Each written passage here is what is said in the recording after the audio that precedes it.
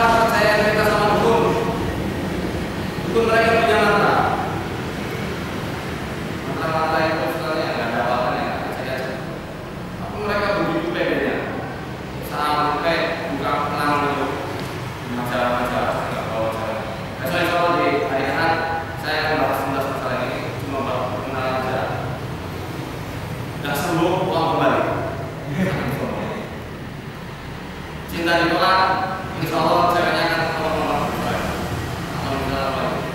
Usaha seret, insya Allah akan banyak tapi dengan bermodalkan mantra-mantra dari para syekh.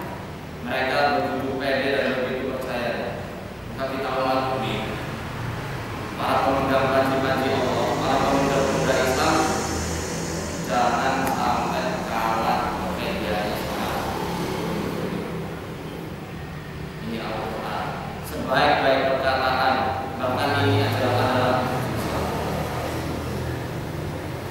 orang seluruh dunia dibacakan Al-Quran walaupun nggak tahu maknanya pasti gimana. Kena beliau komentar apa? Kena kandung jawab istilah dan sebagainya. Salah satu dari musisi Al-Quran.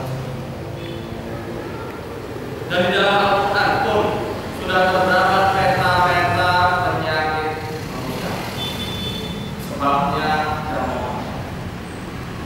ini melanjutkan perkataan Ibnu Qayyim. Beliau berkata, "Wa ma min maradin min amradil qulubi wal abdan illa wa fil Qur'ani dalilun sabilud dalalati ala shifaihi wa sababihi."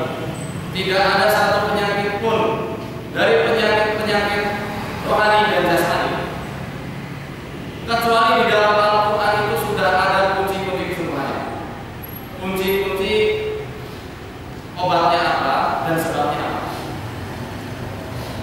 Kira-kira sebabnya apa?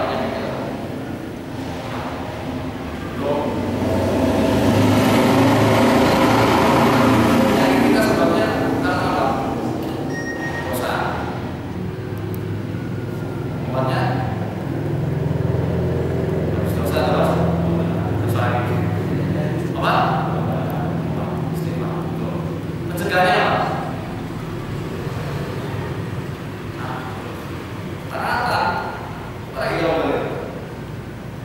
Karena tubuh kita ini semuanya amanat dari Allah. Maka tatkala ini taat, Allah berikan kesehatan, senang karena selalu buat. Tapi kalau enggak, backup mereka. Backup mereka. Itu rasa tangis. Backup ini ya, ngambak gitu. Tak mau nggak berfungsi sebagaimana fungsinya. Dan lain jadi surat Fussilat juz 24 ayat 20 sampai 20 berapa? 5.